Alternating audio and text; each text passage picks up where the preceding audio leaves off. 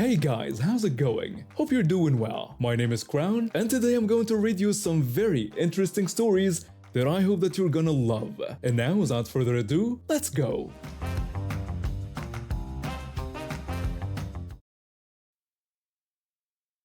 I used to work for a rent-to-own company in a small town, and let me tell you about how I helped take down a greedy landlord who was scamming people left and right.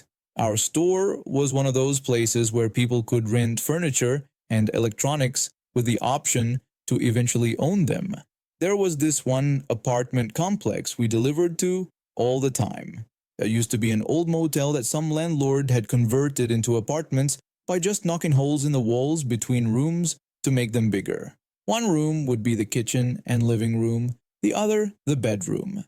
Pretty basic setup, but it worked for people who needed an affordable place to stay. The landlord, though, total piece of work. Every time we'd pull our delivery truck into the parking lot, which was massive since it was originally for a motel, he'd come running out of his office like his hair was on fire. He'd immediately start yelling at us to get our truck off his property. When I tried explaining we were just making a delivery that would only take a few minutes, he'd just bark back that he didn't care, and we needed to park on the street. This meant we had to lug heavy furniture and massive TVs across a gravel lot instead of being able to park close to the apartments. Real fun in the summer heat, let me tell you. One day I was visiting a young couple who needed an extension on their payment. When I got to their door, I noticed an eviction notice posted on it. They opened the door before they'd seen it themselves. I greeted them and mentioned I was there about their requested extension. The young woman thanked me for coming and explained they were just a little behind that month. That's when they spotted the notice. The young man pointed out they were only 2 days late on rent and questioning why they were being evicted. His wife chimed in, wondering how it could be right that they only had a week to get out. Something felt off about this whole situation. My wife used to work in property management, so I knew a bit about tenant laws. After I left their place, I did some digging on the town's website and found out that evictions required 30 days notice, not just a week. I printed out copies of the law and went back to the complex. As I went door to door talking to our customers, I started uncovering this whole scam the landlord had going.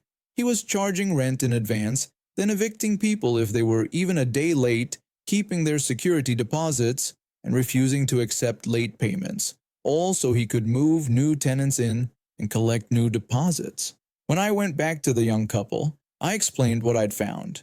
I told them they actually had 30 days by law, not just a week, and that he couldn't evict them this quickly. The young woman worried about the landlord's threat to call the sheriff to remove them. I assured them that the sheriff wouldn't evict them if they showed them this law and suggested they file a complaint with the housing department. A few weeks later, the couple came to our store to make their payment. The young woman was excited to tell me what had happened. They'd filed the complaint as I suggested, and when the landlord called the sheriff to evict them, they started investigating him instead.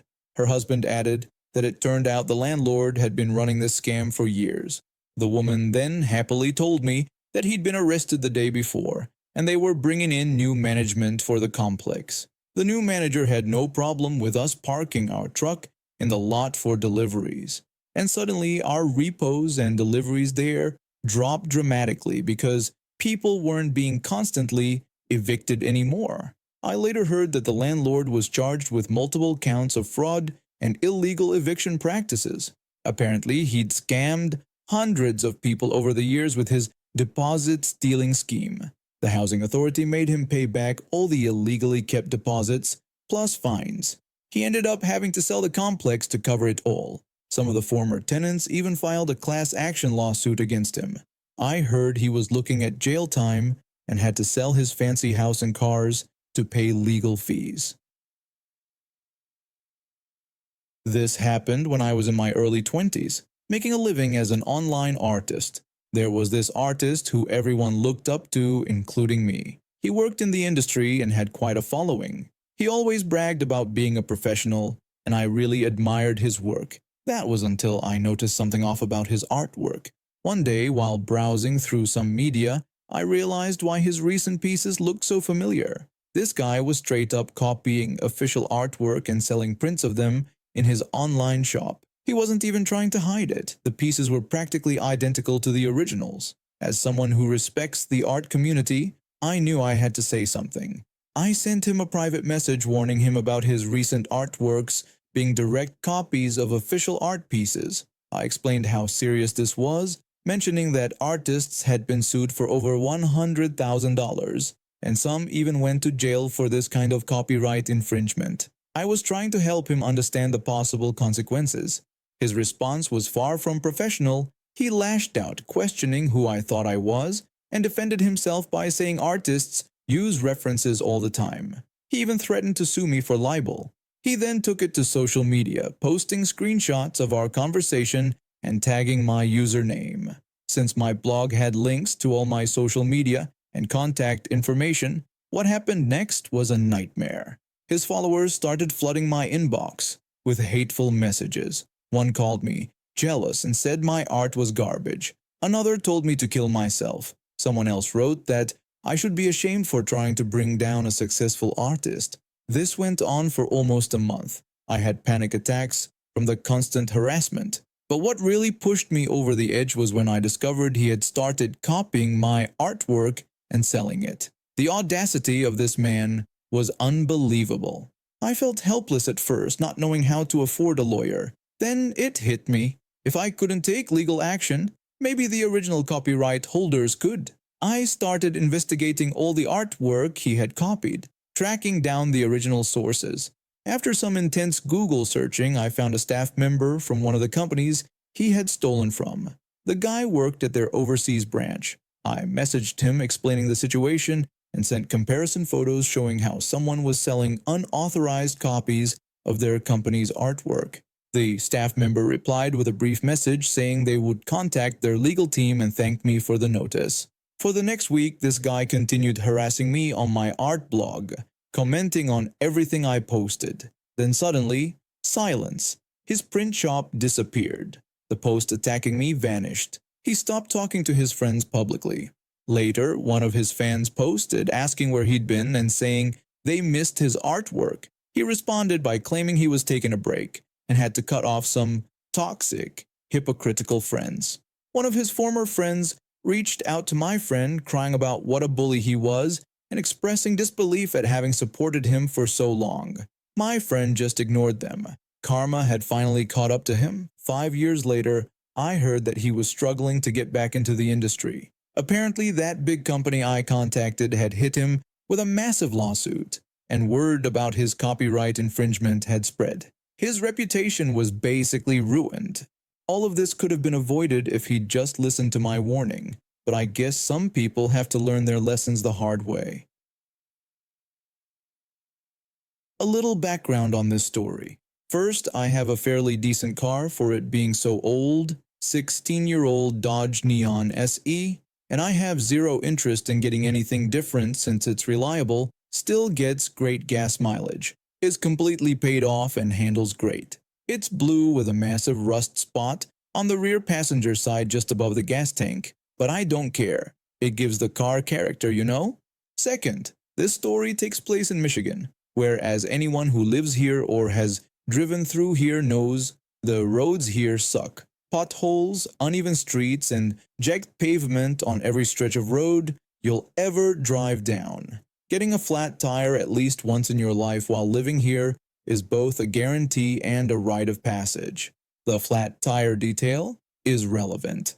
The cast, entitled Parent, entitled Brat, dealership owner, and me. I was driving through town after my shift at work and had to take a really bad street because that's all I had available to me. I do my best to avoid potholes, but I end up striking a few anyway, and lo and behold, my rear driver's side tire takes a hit. I can feel that something's wrong with the tire, so I pull off the road into the nearest open drive I could find. Turns out, I picked a used car lot and had plenty of room to inspect the damage. When I step out of the car to look at the tire, another car pulls into the lot behind me and proceeds to park on the other side. I noticed that the tire was low but not flat, because fortunately, that pothole only loosened the seal on the stem valve, and I could fix it with the can of Fix-A-Flat that I kept in my trunk. While I'm fussing with my tire, the dealership owner comes out to greet me, most likely assuming I'm there to either trade in my car or shop around. When he sees my tire is low, he suggested I slowly pull my car further away from the side of the road and up toward the front of the dealership building for safety reasons. I agreed and moved my car where instructed. Turns out I was being watched by a dreaded entitled parent and her demonic spawn. Not long after I got my car moved up, the dealership owner was lending me a hand in helping with my tire, making sure the valve was secured and that the pressure was stable. I thanked him for his help and proceeded to sit back down in my car. As I put the key in the ignition, something banged against my window and I looked up to see a woman, the stereotypical Karen, trying to get my attention. When I rolled down my window, she immediately demanded to know if I was finished yet. When I expressed confusion, she clarified impatiently that her daughter had been waiting long enough. Looking past her, I could see her 16-year-old daughter dressed in a dark miniskirt, white tank top, and 4-inch heels. This was February, by the way. She was wearing so much cheap makeup you'd think she was auditioning for a role as the Joker. When I asked what they were waiting for, the mother berated me for acting cute and insisted it was her daughter's turn. Still confused, I asked for clarification. The mother then accused me of being stupid and demanded I end my supposed test drive so her daughter could have her turn.